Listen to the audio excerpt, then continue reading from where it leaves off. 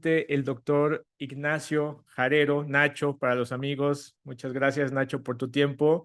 Y pues bueno, mucha gente se quedó con muy buenos comentarios sobre el primer episodio y pues justamente este es un tema que queremos profundizar y que justamente por eso hemos invitado nuevamente al doctor Nacho. Nacho, gracias por estar con nosotros.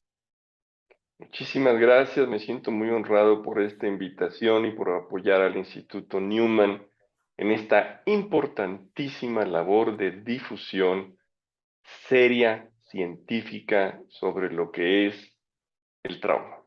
Exacto. Y bueno, siguiendo nuestra conversación, en este episodio queremos hablar un poquito sobre el trauma y la importancia de la intervención temprana en la salud mental, ¿no? Eh, y quisiéramos justamente comenzar por ahí. ¿Qué es la intervención psicológica temprana? Muy buena pregunta, Oscar. Mira, intervenciones psicológicas tempranas es el término utilizado por Roberts y sus colegas, son estudiosos de este tema, para intervenciones o tratamientos psicológicos que comienzan dentro de los primeros 3 meses después del evento potencialmente traumático, dentro de los primeros 3 meses, con el objetivo de prevenir o tratar los síntomas de estrés traumático después de la exposición a un incidente crítico. Ahora, es muy importante dejar claro que la palabra estrés traumático o síntomas de estrés traumático no significan trastorno de estrés postraumático, del cual Mm, vamos a hablar en un rato más. ok. A mí me gusta hacer la analogía de cuando nos cortamos un dedo, ya sea con hojas de papel o con un objeto filoso, y sangra. Bueno, es muy desagradable ver que sangra, es doloroso, nos chupamos el dedito, nos dan besitos, sana, sana, colita de rana, y a nadie le extraña que después de cortarte te salga sangre. Ese sería el equivalente a después de vivir un incidente crítico, evento traumático, que tengas síntomas. Ya vamos a hablar de esos síntomas. Y se le llaman síntomas de estrés postraumático o de estrés traumático. Son normales en todas las personas, Ok. pero después se pueden agravar. Es como si la sangre no se te detuviera y el dedito se te comenzara a poner negro. Ahí ya Claro. estaríamos hablando de un trastorno. Ok. Bien, Ok. Muy. Ujú. bien. Otro estudioso que se llama Scully, como el protagonista de la serie Los Expedientes X, la intervención temprana es para prevenir la perturbación psicológica posterior a un evento traumático. Ok. Otros autores hablan sobre el tratamiento temprano de la salud mental, que es una intervención que comprende psicoterapia y tratamiento de psicofarmacoterapia. Eso es cuando vas con un psiquiatra, no un psicoterapeuta o un psicólogo, ya vas con un psiquiatra, el psiquiatra te evalúa y te manda o no medicamentos. A eso Ok. se le llama psicofarmacoterapia. Entonces, Oscar, como podemos observar en estos ejemplos, la intervención temprana en salud mental se puede referir a un amplio rango de actividades, desde los primeros auxilios psicológicos hasta la psicofarmacoterapia, que se proporcionan después de una exposición traumática. Y es importante mencionar que tanto la Organización Mundial de la Salud como la Sociedad Internacional para Estudios del Estrés Traumático y las guías clínicas del Instituto Nacional para la Salud y la Excelencia Clínica, esos del Reino Unido, Ujú. recomiendan, en base a evidencia científica, las intervenciones de tratamiento psicosocial temprano, o sea, dentro de los primeros 3 meses después de un evento traumático, para reducir o prevenir, y aquí viene lo importante, el trastorno por estrés postraumático y mejorar la calidad de vida. Muy bien. Es muy interesante este marco de 3 meses que después de que ha surgido. Yo te preguntaría, porque esta es una pregunta muy común que yo he escuchado en algunos alumnos del Instituto Newman, ¿no? Me acabo de accidentar, ¿no? Hace una hora, ¿no? Acaba de suceder un incidente crítico ayer, ¿no? O ahorita en la mañana, ¿no? Eh, la persona puede recibir intervención temprana en horas de que haya sucedido el evento. Sí puede, en horas o días inmediatamente después, pero todo depende de la sintomatología. Okay. Hay lo que yo llamo en los profesionales de la salud mental el furor curandis. Acaban de recibir el evento traumático, acaba de ocurrir un terremoto, o un asalto, o una violación, o un secuestro, o lo que tú quieras, e inmediatamente, en horas después de haberlo vivido la persona, ya queremos hacer intervenciones terapéuticas. Ah, Y no, no es así. Lo primero que tenemos que hacer es ayudarle al sistema nervioso a que se balancee. Voy a hablar sobre de esto más adelante. ok, Entonces, sí se pueden hacer intervenciones, pero no una intervención como haríamos en nuestro consultorio, con un claro. paciente, con todo el tiempo del mundo. ¿Sí me expliqué? Perfectamente, claro. El objetivo sería entonces primero estabilizar el sistema nervioso y ahorita hablaremos más de ello. Perfecto, lo acabas de decir perfectamente, es estabilizar el sistema nervioso. Ahora bien, Ujú, este asunto de los 3 meses es basado en la noción de que el trauma tiene un inicio y un final bien definido. Por ejemplo, ujú, un evento en el que en el que asaltan, te quitaron las cosas y se fueron. No te lastimaron, eh, no te hirieron, no te violaron, o un accidente de auto, te asustaste mucho, pero no hubo consecuencias catastróficas. Entonces, con un inicio y un final bien definido, ahí sí podemos hablar de 3 meses. Pero en realidad en nuestro consultorio son raros los casos que se presentan con eventos traumáticos bien definidos. Generalmente se presentan experiencias adversas prolongadas que han vivido nuestros pacientes. ujú. Violencia sexual, violencia física, violencia de la pareja íntima, como hablábamos nosotros en el episodio pasado, experiencias adversas de la infancia prolongadas. A esto se le llama estrés traumático continuado o prolongado. Y entonces, por ejemplo, después de desastres, nosotros hemos llegado a los 3 meses y una semana, pero en especial después de inundaciones o terremotos en México, Centro y Sudamérica, donde las experiencias adversas continúan. Perdiste la casa, después te robaron todo lo que tenías, vives en un albergue, en el albergue has sido atacado, después se vino una pandemia. Entonces hay una exposición permanente al trauma. Y allí sí es válido decir que estás haciendo una intervención temprana porque es el primer momento en que se te permite intervenir. Ok, Y aquí en México tenemos una experiencia muy interesante porque México es un país muy amigable con los refugiados y los que llegan a la Ciudad de México, yo tengo experiencia en un albergue, vienen de Centroamérica, generalmente El Salvador, Nicaragua, Honduras, y además de la violencia que han pasado en sus países, el atravesar la frontera y llegar a la Ciudad de México, desafortunadamente, eh, han vivido experiencias terribles. Sí, terribles, robos, violaciones, espantosas. Entonces, cuando ya llegan en el albergue, al albergue, es la primera oportunidad que tienes de brindarles atención. Y le podemos llamar atención temprana. claro, claro, entiendo. Oye, ¿hay alguna razón neurobiológica de por qué este marco de 3 meses? No, no, no neurobiológica.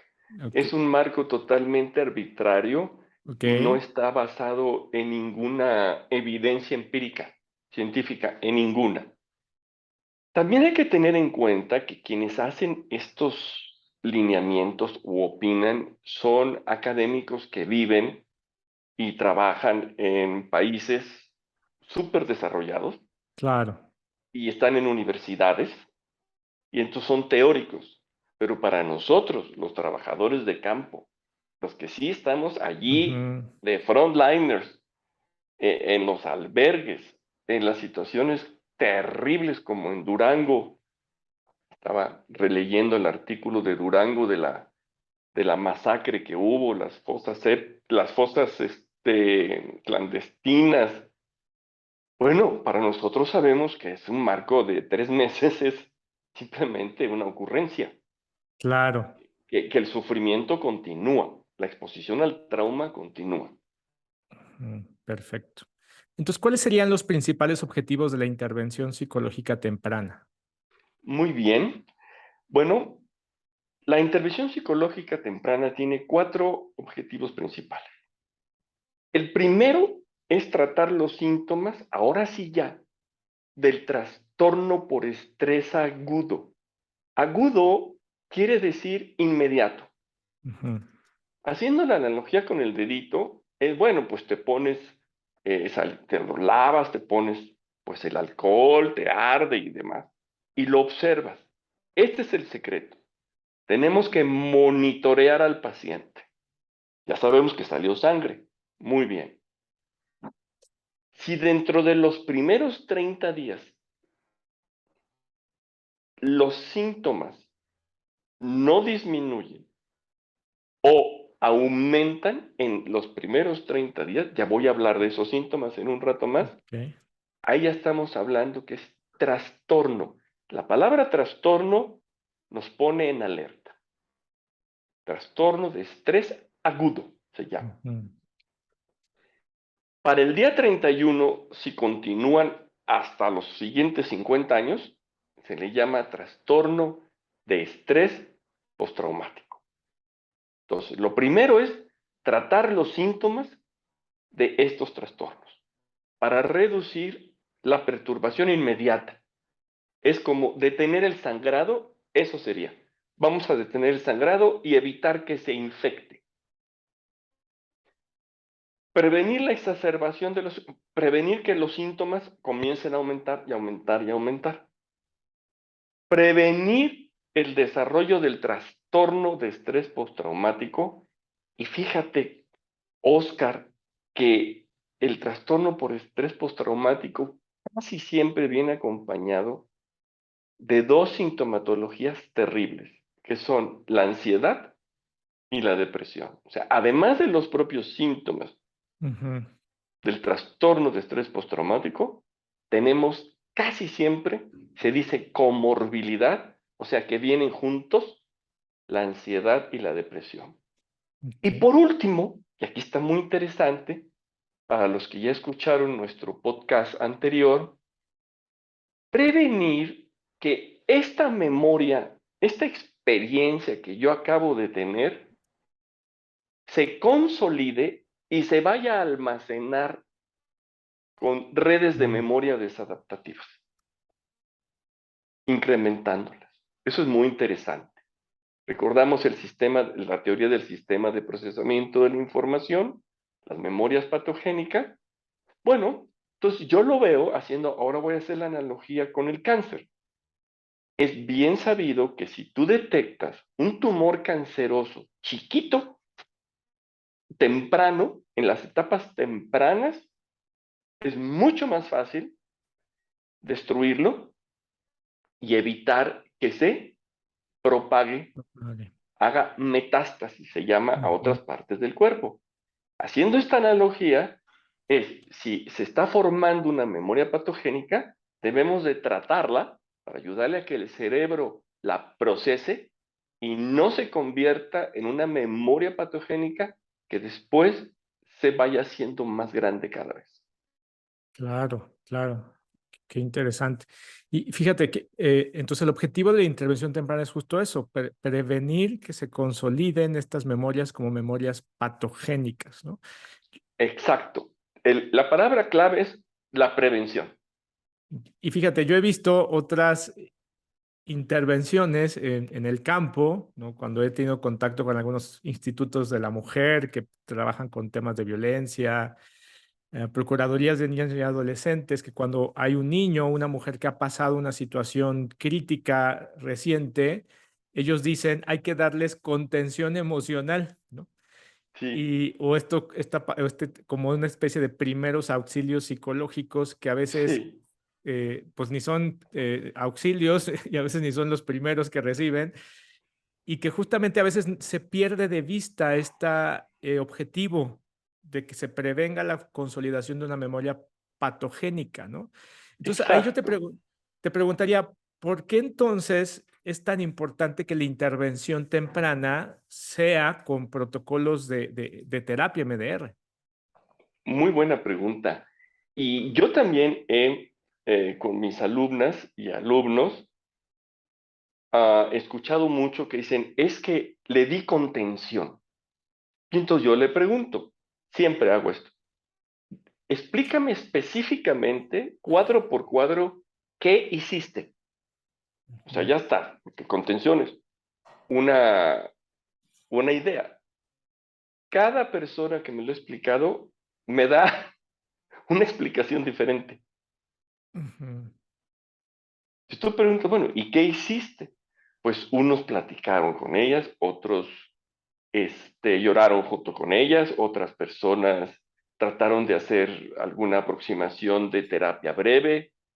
Hay diferentes um, interpretaciones de lo que es la contención. Por eso yo jamás uso la palabra contención. Yo uso, científicamente se dice intervención temprana en salud temprano. mental. Ok. Entonces, lo primero es poner a la persona a salvo. Eso es lo primeritito. Lo segundo es que tengan, que estén hidratados, que hayan comido, que se tranquilicen. Eso es lo más importante.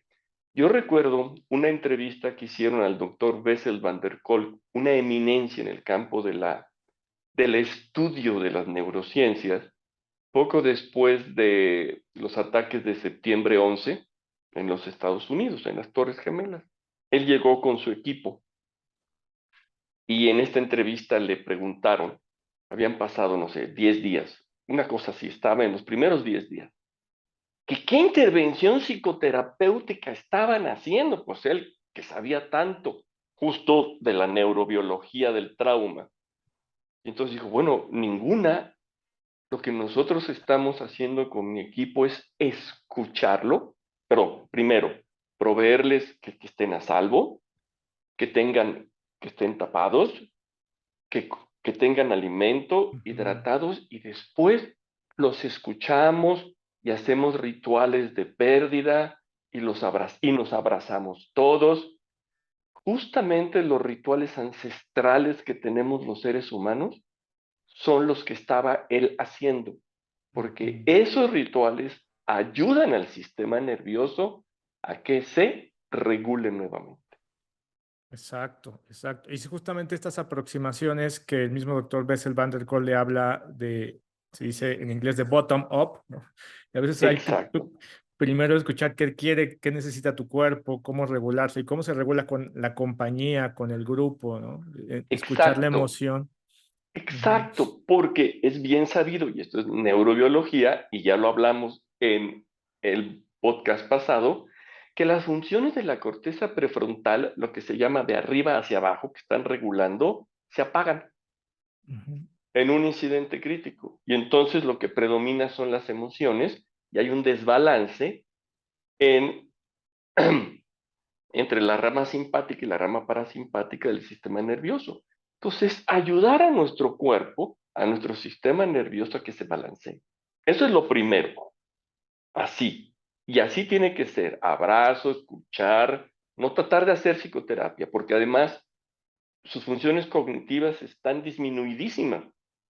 Bien, y ahora viene el punto de, ¿y cuándo empleamos intervenciones tempranas? Ahora sí, con protocolos especializados de terapia MDR para prevenir, y si habláramos de rayos láser, en esta analogía con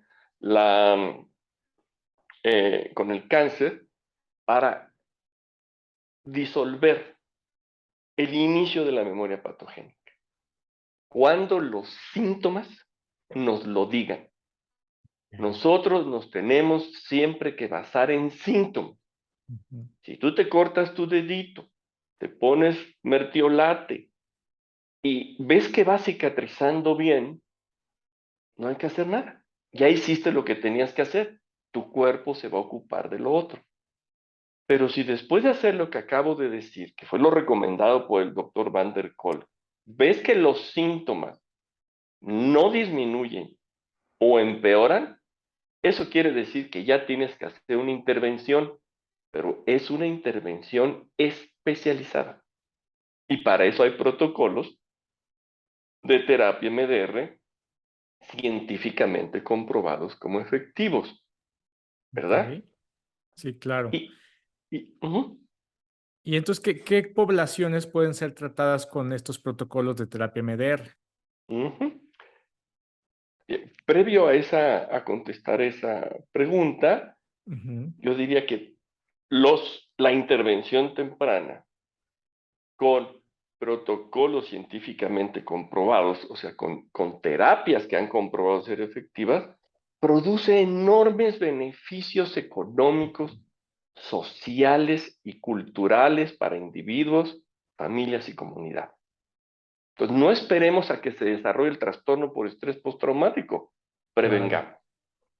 Sí, Ahora, siempre la prevención va a ser un camino útil para la sociedad. así es, y la economía, ¿verdad? Bueno, ahora, ¿qué poblaciones?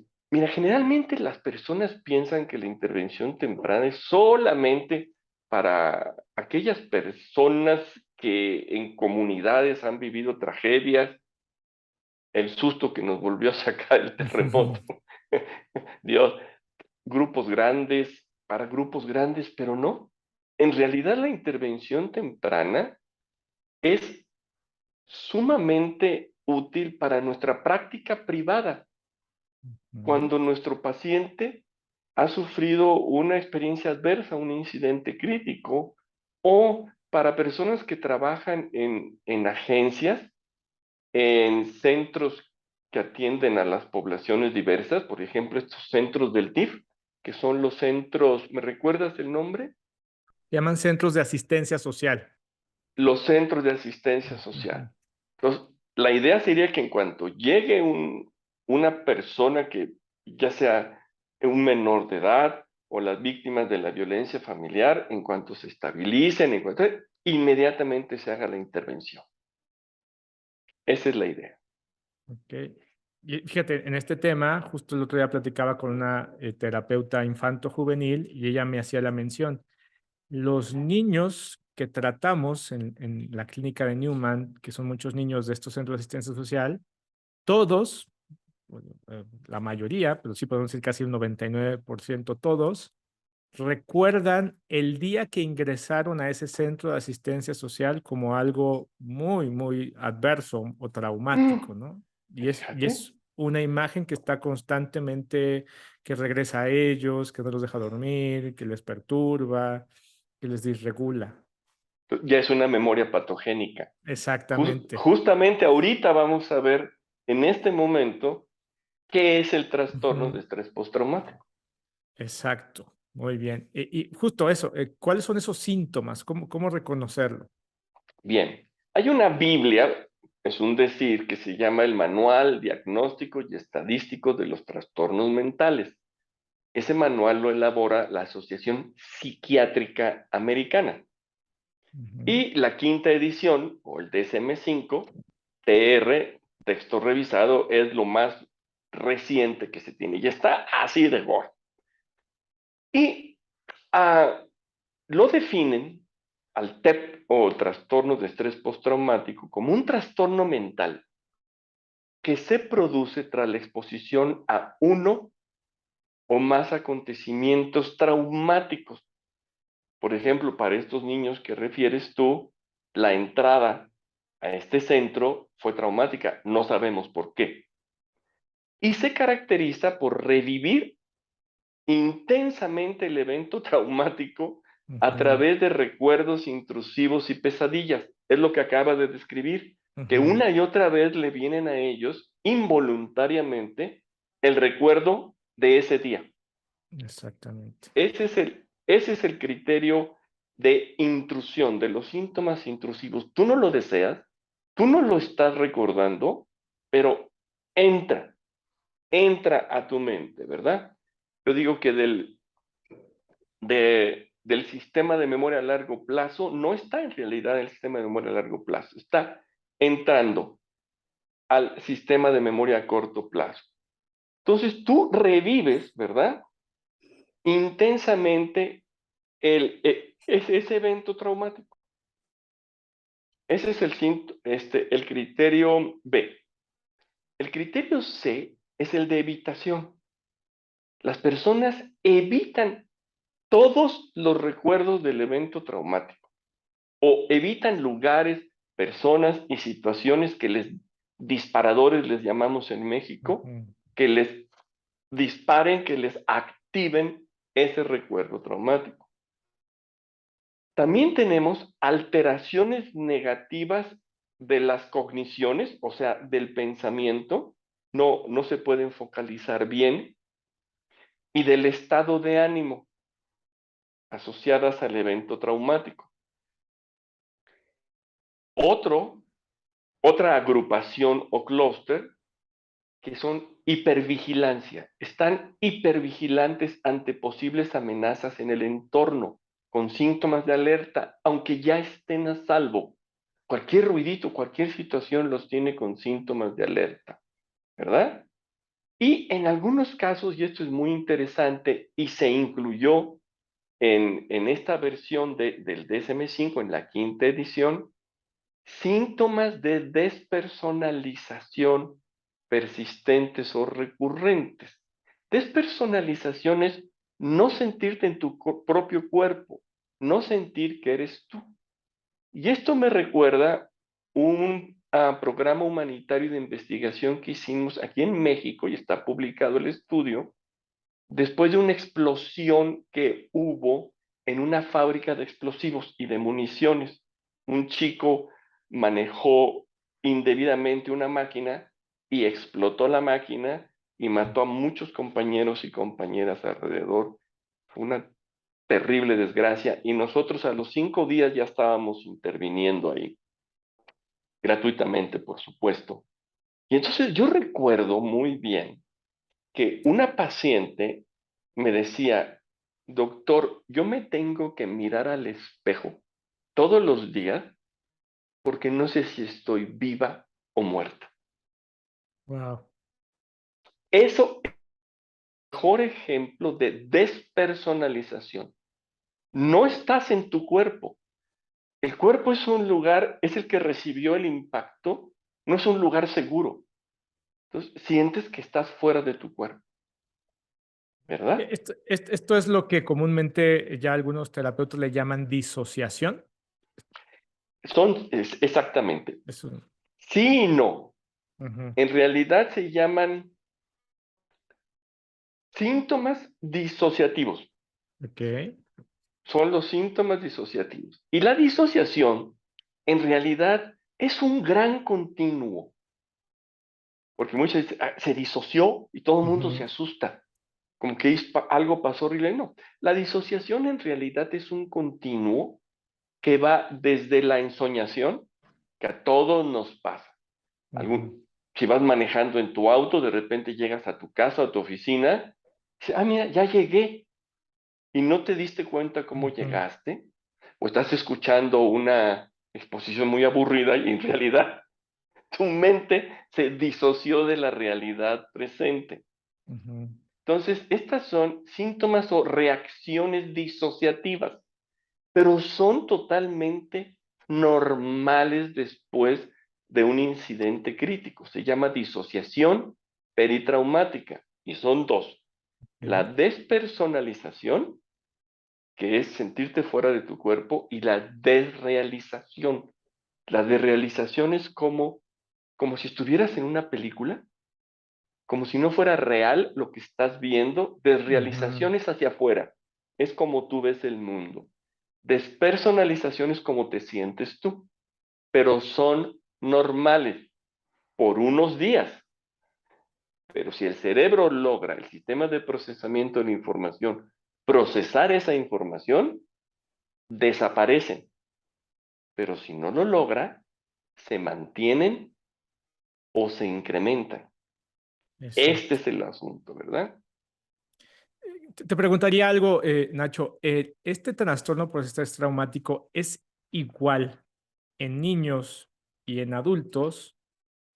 Y sobre todo por esto que hemos estado hablando a lo largo de estos dos episodios, ¿no? ¿Qué tan diferentes se manifiestan cuando es un evento único o cuando el niño ha sido expuesto a esta experiencia adversa prolongada, ¿no? Es muy diferente un Ujú. niño que llevas desde los 3 años hasta los 11 años siendo expuesto a una experiencia adversa. ¿Se manifiesta igual? Idéntico, con Ok. ciertas modificaciones. Por ejemplo, los niños tienen pesadillas, donde ven monstruos en sus Ujú, pesadillas. Hay muy poco, tienen los mismos síntomas, manifestados de formas un poquito diferentes, pero sí, los niños, incluso pequeñitos, pueden tener trastorno de estrés postraumático. Y, por ejemplo, los eventos del criterio A, que es el primer criterio para estar diagnosticado con este trastorno, incluyen, pero no se limitan mm, a amenazas o agresiones físicas reales. Por ejemplo, abuso físico en la infancia, ataque físico. ¿Recuerdas que platicábamos de las experiencias adversas de la infancia? ujú, O amenaza o violencia sexual real. Por ejemplo, penetración sexual forzada, penetración ok, sexual facilitada por el alcohol o las drogas, contacto sexual abusivo, abuso sexual sin contacto, tráfico sexual, una gran variedad de eventos que pueden producir en un ser humano que se desarrolle el trastorno de estrés postraumático. ok, ok, ok. Ahora, de especial interés para la intervención temprana, que es de lo que estamos hablando, son los síntomas de intrusión, son el criterio B, Ujú, asociados a los recuerdos del evento. Y son de especial interés porque son los síntomas más perturbadores, son los síntomas que la gente enloquece con estos síntomas. Entonces, B1 son recuerdos perturbadores recurrentes, involuntarios e intrusivos del evento o los eventos traumáticos en caso de experiencias adversas prolongadas. Es cuando no nos podemos sacar de la mente eso que está sucediendo. Haití, llegaban los pacientes y me decían, doctor Nacho, no me puedo quitar de la mente la imagen de mi vecino cayendo aplastado. Cierro los ojos y me viene más vívida. Estoy durmiendo y recuerdo eso. O sea, no lo puede digerir nuestro cerebro. Entonces, como está literalmente inundando nuestra conciencia, no podemos dormir, no podemos ujú. concentrarnos. Es terrible. Los recuerdos intrusivos son terribles. B2, sueños perturbadores recurrentes, más bien son pesadillas en que el contenido o el efecto del sueño están relacionados con el evento o eventos traumáticos. En los niños se manifiesta no el evento traumático en sí, sino monstruos. Claro. B3, reacciones disociativas, es lo que hablaba, síntomas disociativos, pero en este caso no es despersonalización o desrealización. En este caso hay algo que se llama flashback. Y entonces es diferente a que la memoria entre el recuerdo, entre la imagen, cuando estuvimos en El Paso, Texas, después de la masacre en El Paso, los pacientes decían que lo que no se podían quitar eran los gritos de las personas corriendo por su vida, o sea, que estaban adentro del centro comercial con este hombre matando, eran los gritos de las personas. Bueno, esos son los intrusivos. El flashback es diferente. En el flashback por minutos, horas o días, dejas de estar en el presente y estás reviviendo el evento traumático. Ah. Quizá han visto ustedes películas o series de Ujú. televisión en el que algún veterano de guerra norteamericano está en su casa y de repente truenan un cohete y es una explosión y en ese momento deja de estar en su Claro. casa. Yo tuve un paciente mexicano, israelita, que hizo su servicio militar en Israel y después, jovencito, veintitantos años, lo mandaron a la Franja de Gaza Uf. y vio cosas espantosas que obviamente no voy a narrar aquí. Entonces regresó, allá no le dieron ningún tratamiento, regresó y estando aquí en una oficina, en la oficina del papá, tuvo un flashback y en ese momento estaba en la Franja de Gaza y comenzó a defenderse, para él se estaba defendiendo, se necesitaron creo que 4 o 5 hombres para contenerlo, porque además estaba adiestrado justamente como militar israelita. Tú te acercabas y pues te daba duro. Claro.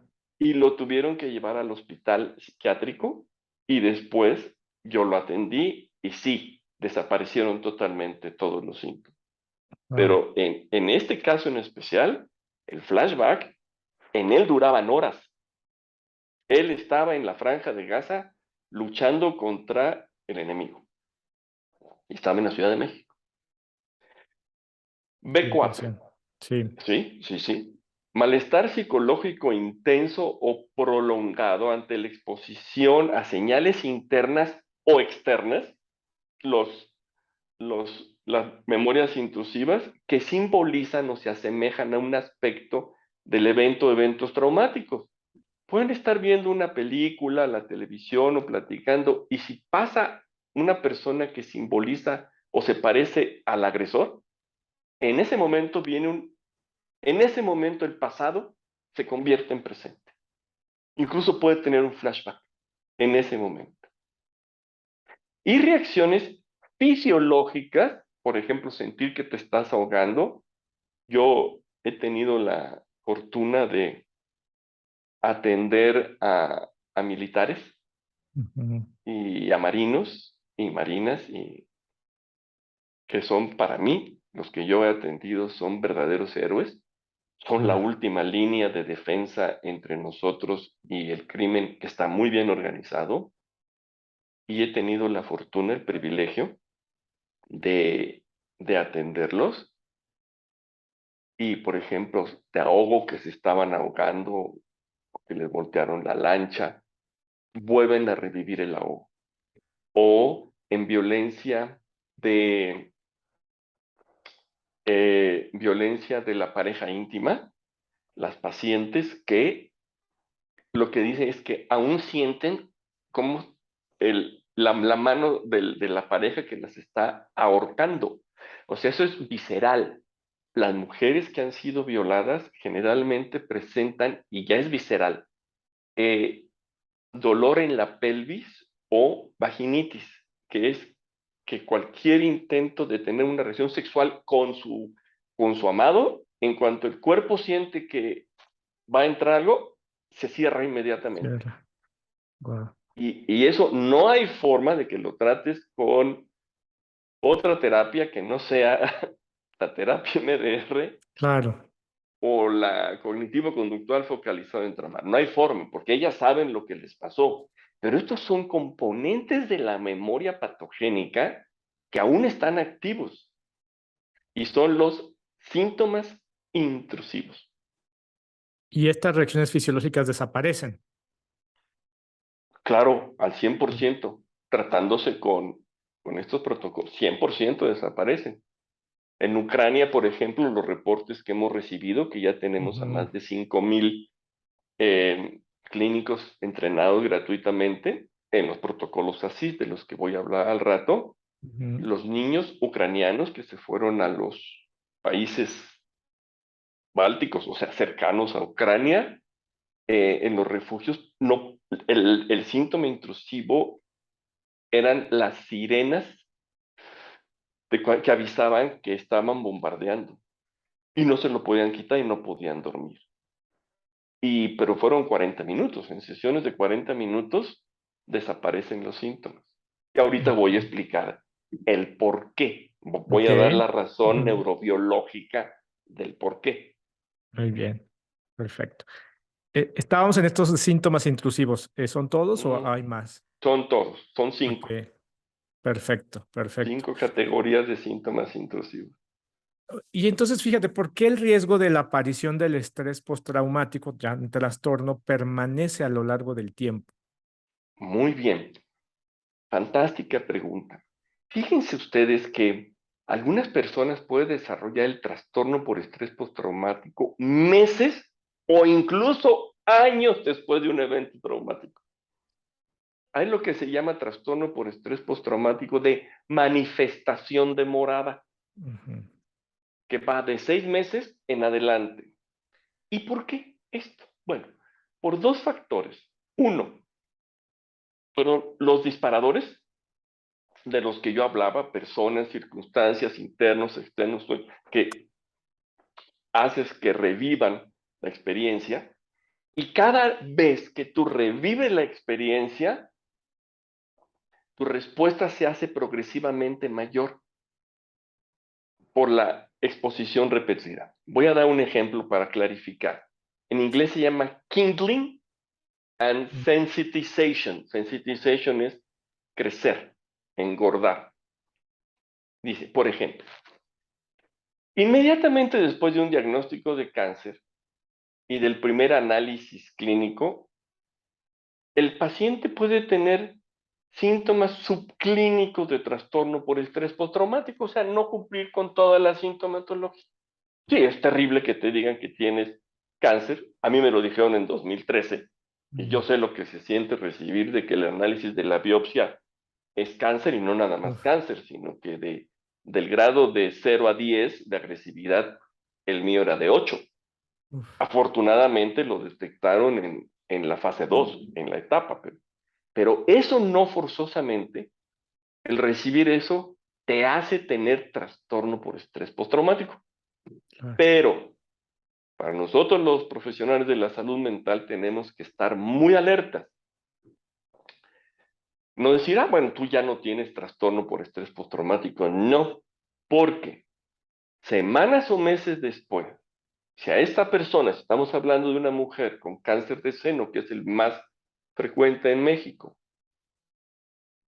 le hacen cirugía, o sea, la mutilan, se ve en el espejo mutilada. Es terrible. Sí. Después le dan quimioterapia y de sus efectos secundarios. Las pacientes que en otra investigación, el programa humanitario de investigación en Puebla, la biopsia se las hacían sin anestesia, o sea, le metían un fierro al seno y le sacaban así, sin anestesia.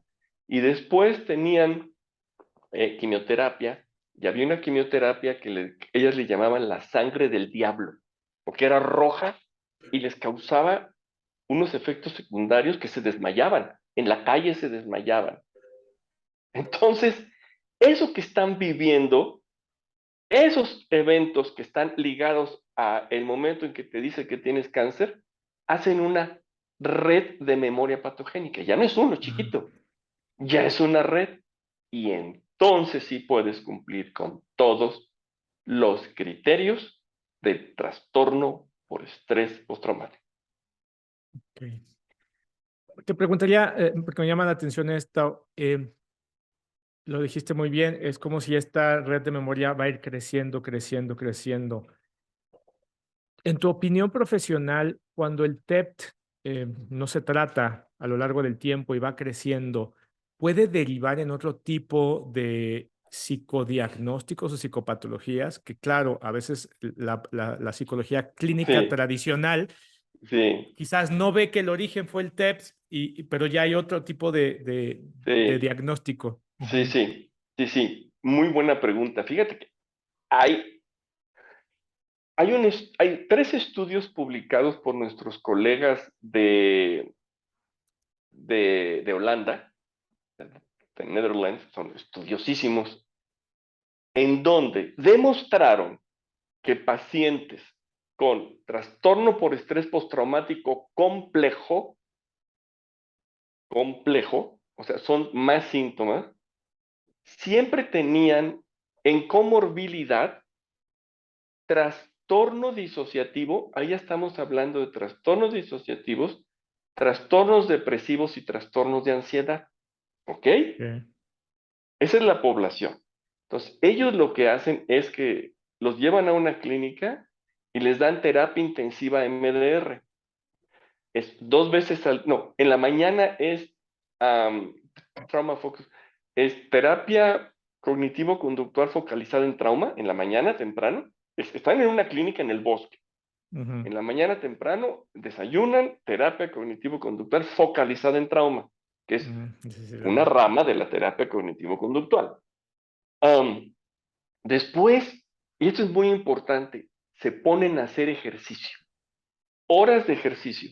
Salen al bosque, caminan en el bosque, es ejercicio. Y ya también tienen otra investigación de cómo es más efectivo. Si primero la terapia y luego el ejercicio, o primero el ejercicio y luego la ujú, terapia. Y resulta ser que lo más efectivo es primero la terapia y después el ejercicio ejercicio. físico. No, no levantar pesas, ¿eh? Sí, no, Me refiero el ejercicio físico. Y en la tarde almuerzan, descansan y en la tarde reciben terapia MDR. ujú, Y además están rotando a los terapeutas para demostrar que no se necesita el rapport en la terapia MDR para que sea efectiva, no se necesita que haya rapport. Nunca tienen al mismo terapeuta. wow. Y entonces lo que descubrieron fueron, déjame ver, 4 días en 2 semanas, 4 días y 4 días fueron, descansan viernes, sábado y domingo, se van a sus casas. Fueron 8 días, 2 veces al día, 16 sesiones.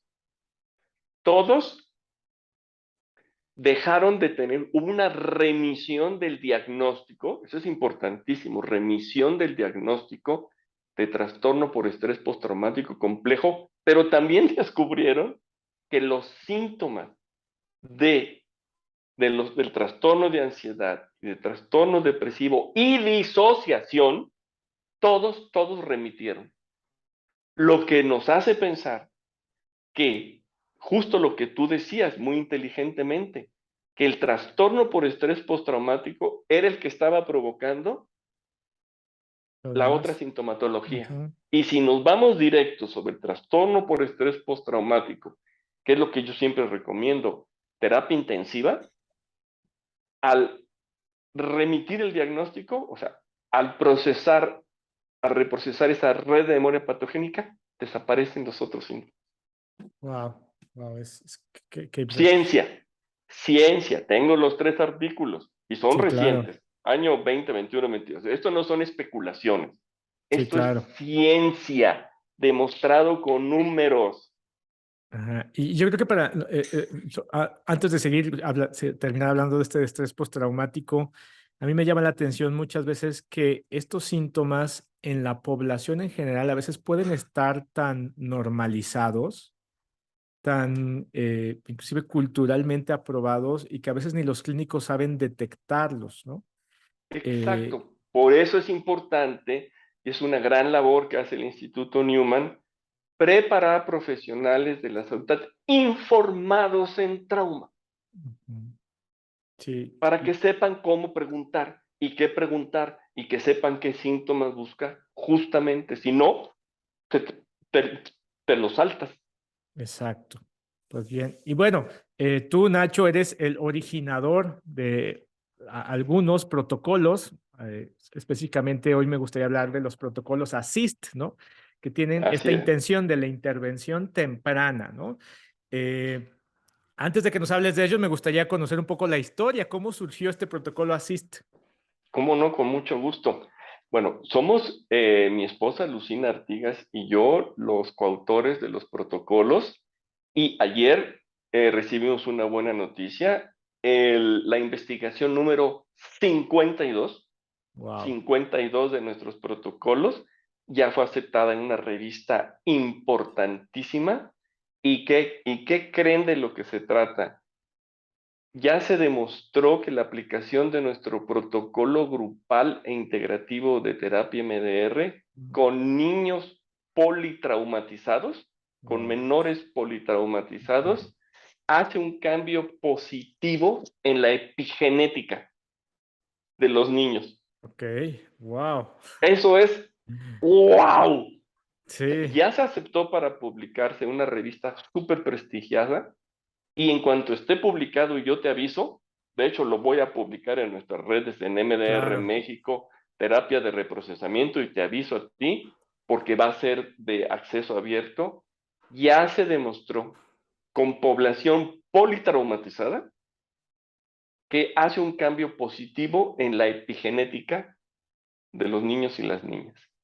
Uy, eso ya está. Me atrevo a comprometerte porque eso es un tema que valdría la pena seguir platicándolo en un episodio especial, porque es el Claro que tema sí, con mucho epigenético. gusto. Sí, y ya es el número 52. Y 52. bueno, justamente en 2017, en Ujú, septiembre 19 del ujú. 2017, todos recordamos que hubo un temblor de 7.6 grados Sí, y tú tuviste a bien invitarnos y nos sentimos siempre muy agradecidos que nos invitaste a colaborar con el Instituto Newman en una ayuda humanitaria, fue en una iglesia en Polanco y ahí todavía no nacían, pero días después nos invitaron de una gran organización enorme, de una empresa muy, muy grande, y cuando llegamos había tanta gente que atender que ahí nos dimos cuenta, estaba Susana Uribe, Lucina Artigas y un servidor conmigo,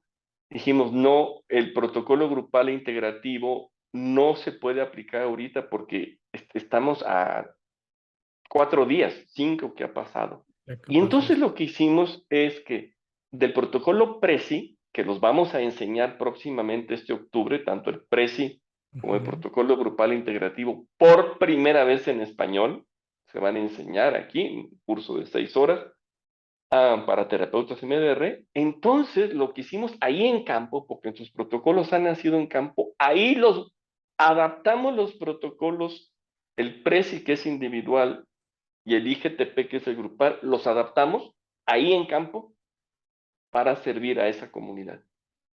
Ok. Y entonces comenzamos a hacer investigación.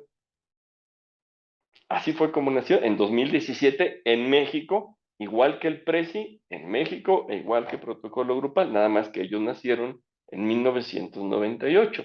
O sea, que estos son los jóvenes de la familia. Ok, muy bien. Qué impresión. Y entonces, ¿qué es el protocolo ASSIST y cuál es su objetivo? Muy bien. Las siglas son en inglés porque son Ujú. protocolos que se usan internacionalmente. Por eso PRESI Claro. también es en inglés, es por eso. Ok. Se dice Acute Stress Syndrome Stabilization, pero ASSIST me gusta mucho porque en todo el mundo ASSIST es de asistencia. Fíjate, nacieron durante trabajo de campo, aquí, como ya lo expliqué, en México, y son abordajes psicofisiológicos, no tanto psicoterapéuticos de platícame Ujú. de cómo te sientes tú, tu identificación con el mundo, que esos son fantásticos, ¿eh? No nada de malo, pero estos son psicofisiológicos, algorítmicos, que quiere decir, son pasos muy bien establecidos, son muy estructurados, centrados en los síntomas, en específico en los síntomas intrusivos y basados, por supuesto, en la teoría del sistema de procesamiento de la información, con evidencia científica sobre su efectividad, eficacia y seguridad. Ok. Y estos protocolos nos brindan la posibilidad de un abordaje fisiológico directo, pero no intrusivo, o sea, no entramos, no punzamos, no, un abordaje fisiológico directo y no intrusivo con los componentes originales de las memorias patogénicas que están causando los síntomas de intrusión. Por ejemplo, el ruido de las sirenas, la sensación de ahogo, el dolor en la pelvis, la vaginitis, el ruido de los gritos de las personas, el olor a cadáver. O sea, llegamos directamente al componente original de la memoria. Este componente es el que está causando los síntomas intrusivos en el aquí y en el ahora. Entonces, al remover ese componente, lo que pasa es que cesa, se detiene la hiperactivación de la rama simpática del sistema nervioso autónomo, Mm, que está permanentemente secretando las tres principales hormonas del estrés, la epinefrina, la norepinefrina y el cortisol. ¿Me explico? sí, O sea, claro. para el cerebro está ocurriendo el evento, ¿por qué? Porque el síntoma intrusivo es que tú estás escuchando una y otra vez los gritos de las personas, aunque hayan pasado 15 días, 20 días, 30 días, o estás viendo la imagen. Entonces, para el cerebro está pasando. Y entonces la alarma se mantiene encendida y se siguen segregando los síntomas. Perdón, se siguen manteniendo los síntomas y segregando las hormonas del estrés, y eso está Claro, reforzando la persistencia de la memoria traumática y la disminución de la corteza prefrontal.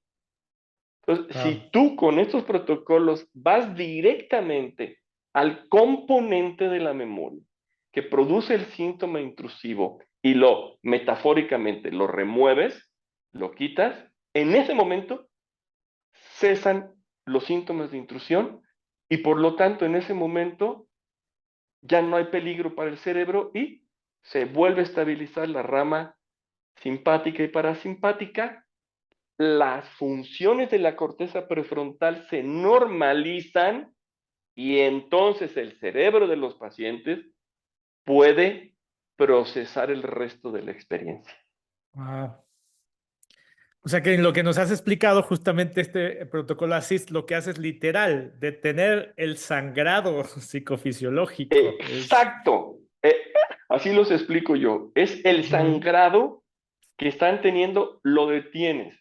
Yo cuando lo trabajo con los pacientes, ya hay miles de pacientes atendidos y hay investigaciones sobre este protocolo, para mí es como un coágulo de sangre, ujú. ese componente, la sensación de ahogo, la visceral de la vagina, el ruido de cuando te tocaron que no querías. Bueno, eso es como un coágulo de sangre que está impidiéndole al sistema de procesamiento del cerebro procesar toda la experiencia. ¿Por qué? Porque cuando voy directamente a ese componente con los protocolos así, lo quito o lo disuelvo haciendo la Ujú. analogía, tú lo ves frente a tus ojos. La persona dice, ah, ahora cesa de inmediato la perturbación, pero en segundos. Y comienza el cerebro, es que ahora recuerdo esto, y ahora recuerdo aquello, y ahora, o sea, se comienza la memoria a procesar. Tú lo ves en tu consultorio, ahí lo estás viendo. Qué impresión, qué asombro. Oye, nos decías que hay 52 estudios sobre estos protocolos Sí, y nos contabas hace unos momentos cómo es este protocolo ASIST el que se enseñó y se está aplicando como una intervención temprana en la guerra de Ucrania, ¿no? ¿Tienes sí. algunos ejemplos, hallazgos que nos puedas contar sobre Ujú, la eficacia de este protocolo ASIST? claro. Bueno, déjame eh, decirles, compartir contigo y el auditorio que durante la pandemia de 2019, durante los años Ujú. 2020 y 2021, un total de 1,821 personas viviendo con estrés traumático continuado debido al COVID fueron tratadas de forma gratuita y exitosamente en América Latina, Estados Unidos y el Reino Unido con los protocolos así. Hay investigación Wow. sobre esto, 1,821, porque para nosotros la labor humanitaria es lo primero. Y de ahí que lo que recibimos de los cursos que damos, ¿verdad? Una gran parte se va a donativos para poder seguir haciendo la labor Wow. humanitaria. Ujú. También en Brasil lo hicieron estas investigaciones y tenemos que son más de 5,000 personas, niños, adolescentes y adultos en Ucrania. Incluso de las anécdotas es que nuestra entrenadora, que es la presidenta de MDR República Checa, es nuestra entrenadora de los protocolos ASIS, nos ha platicado que cuando estaban en Ucrania y ella estaba enseñando los protocolos, literalmente estaban cayendo bombas. Wow. Las bombas, imagínate, yo lo puedo No, imaginar. Y sí, claro. entonces, online, ella está en la República Checa, lo Ujú. estaban tomando y durante las prácticas, porque se hicieron prácticas, ya sabes, con el Zoom, ahí se llaman las habitaciones, ¿no? Durante las prácticas usaron los protocolos así para procesar justamente el sonido de las bombas y las sirenas que estaban cayendo y con los clínicos. Y en todos los casos, sin excepción, la perturbación de 10 disminuyó a 3. Wow. En vivo, en En vivo. directo, con las bombas, con las En el bombas cayendo. entrenamiento, ¿qué más quería uno, no? Durante el entrenamiento, con las bombas cayendo. Y la buena noticia es que no tienes que ser terapeuta MDR para tomar estos protocolos. Tienes que ser, eso sí, profesional de la salud mental. Por Claro, profesional de la salud mental entendemos en México psiquiatras, psicoterapeutas, psicólogos y psicólogas. Clínicas, o sea, que sepan de clínicas, porque hay psicólogos organizacionales, sí, claro. pero que no saben de clínicas. Y dura 6 horas el entrenamiento y está en demanda, que quiere Perfecto, decir que lo puedes tomar en el horario que quieras. Está en demanda. perfecto. Aquí les vamos a dejar la liga en la sección de comentarios para que ustedes puedan De entrenarse. mdrmexico.org, ahí en la página principal, se Ujú. van hacia abajo y ahí van a ver un carrusel de los entrenamientos. Y espero Perfecto. que lo tomen y estamos ya iniciando una nueva investigación muy importante de la cual hablaremos más adelante, en la Claro. cual está invitado el Instituto Newman para Gracias. este programa humanitario de investigación. Nos sentimos muy honrados, Oscar, porque No. ustedes aceptaron esta invitación para ayudar a aliviar el sufrimiento humano producido por el... Sí, y esa es nuestra misión y eso es lo que ahora pues nos desviviremos también por difundir y que los terapeutas se entrenen en estos protocolos ASIST porque tiene una infinidad de aplicaciones, ¿no? Esto que hemos hablado de personas en movilidad, este tema de la migración, que en últimos años en México hemos visto este fenómeno aumentarse en Ujú. maneras desproporcionadas y que justamente esta intervención va a ayudar a justo eso, aliviar el sufrimiento humano. Así es. Así es. Pues algo más que quieras agregar, mi Nada, querido Nacho. agradecerte y a ti y a tu auditorio. Abrazos de la mariposa para Muchas todos gracias, ustedes. Nacho. Y pues muchas gracias a ustedes que nos están escuchando. Gracias por compartir esto y ayúdenos a difundirlo, ¿no? Yo creo que tanto MDR México como Newman agradece a nuestros terapeutas es que difundamos este conocimiento y estas herramientas para que más psicólogos, psicoterapeutas, profesionales de la salud mental puedan capacitarse y ser terapeutas informados en trauma, entrenados en MDR y ahora entrenados en este protocolo ASIST. Yes, en los Muchas gracias. así. En los ASIST. Claro que Muchas sí. gracias. Nos vemos la siguiente ocasión.